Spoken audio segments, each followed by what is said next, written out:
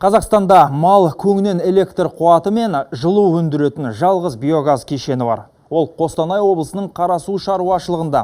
Мұндай әдіспен балама электр энергиясын алудың тұңғыш тәжірибесі болғандықтан кедергілер де кездеспей қалған жоқ.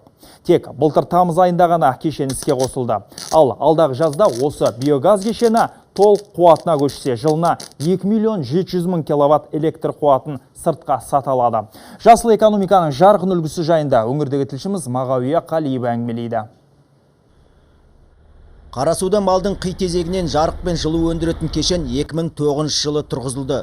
Содан бергі 5-6 жыл бойы оны рәсімдеп тіркеуге, таратушы энергетиктермен тіл табысуға, біраз табан тоздыруға тура келген.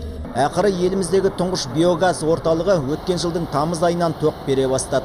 Осы шағын биогаз станциясында күніне 40 тонна мал көңі өңделіп, одан 150 киловатт электр энергиясы, 200 киловатт жылу алынады. Бұл 100 шақты тұрғын үйі бар шағын ауылды қамтамасыз етуге жетеді.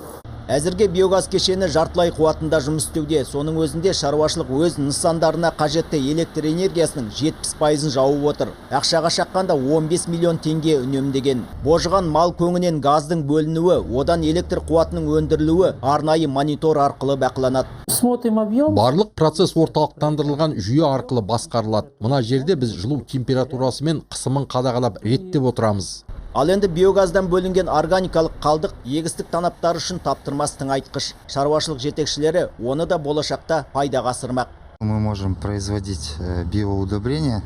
Өзімізден артылған биотыңайтқышты қаптап, сыртқа өткізсек дейміз. Сондай-ақ биогазбен жылытылатын жылыжай салуда жоспарда бар. Построить теплицу. Жаз мезгілі биогаз кешені толық қуатына көшсе, жылына 2 миллион 700 мың киловатт электр қуатын сыртқа саталады. Оған қазір толық мүмкіндік бар дейді облыстық тұрғын үй шаруашылық және энергетика басқармасының басшысы Қайдар Қамбаров. Қарасулықтар биогаз өндіруді бірінші болып бастады ғой. Ол кезде балама энергия көздерін субсидиялау, өткізу тәртібін реттейтін нормативті актілер толық емес еді. Бүгінде оның бәрі шешілді. Сондықтан енді өздерінен артылғанын таратып сатамыз десе еш кедергі жоқ.